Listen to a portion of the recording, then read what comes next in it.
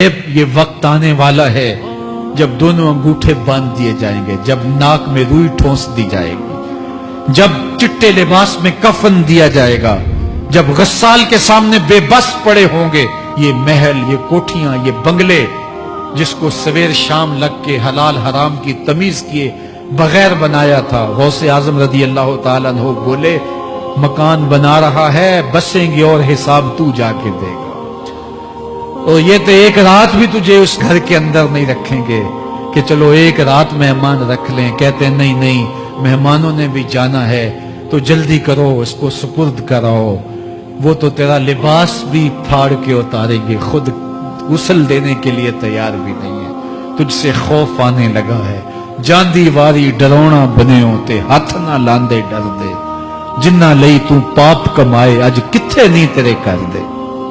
آج تو وہ تیرے ساتھ تجھے غسل دینے کے لیے آمادہ نہیں ہے۔ اولا لک فاولا ثم اولا لک فاولا، تیری خرابی آ پہنچی، ہاں تیری خرابی آ پہنچی۔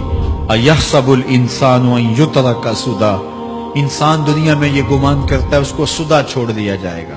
آج تو مفتی شہر ہے، آج تو علامۃ الدہر ہے، آج تو قاضی القضات ہے، آج تو منسٹر ہے، آج تو وزیر اعظم ہے، آج تو پہلوان ہے، آج تو شہزادہ ہے، آج تو بادشاہ ہے، آج تو زوراور ہے، آج تیری طاقت کے کیا کہنے۔ آج شیروں کو تو نچا لیتا ہے، ہاتھیوں کو تو بٹھا لیتا ہے، تیری صورت نکھرتی ہے، تیرے ہونٹ گلابی ہیں اور تیری نرگسی آنکھیں ہیں، تیرے ریشمی بال ہیں اور تیری خوبصورت رنگت ہے، تو چال چلتا ہے تو لگتا ہے قیامت چل رہی ہے، تیرا قد رانا جو ہے وہ صنوبر کو شرماتا ہے، تیری گفتار کے تنتنے ہیں۔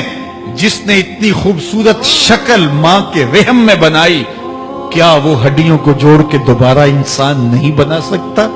وہ دوبارہ انسان بنائے گا اور پھر تجھے اپنے حضور کھڑا کرے گا۔ اور ایک حدیث میں آتا ہے اللہ بندے کو اپنے حضور کھڑا کرنے کے بعد اپنے سامنے سے ہٹنے نہیں دے گا جب تک 5 سوال نہیں پوچھ لے گا۔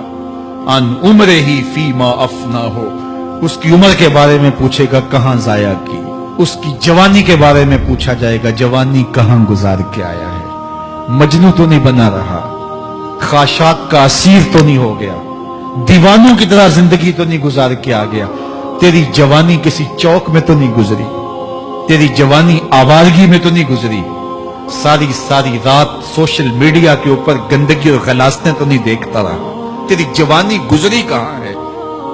اگر کوئی جواب نہ ہوا تو پھر کیا جواب دے گا؟ اور وہ کتنا خوش نصیب ہوگا جو کہے گا مالک میری جوانی سجدوں میں گزری، میری جوانی قیام میں گزری، میری جوانی رکوع میں گزری۔ جوانوں اپنی زندگی کو مالک کی دہلیز پہ لے آؤ، جوانی وہی ہے جو مالک کی چوکھٹ پہ گزرے۔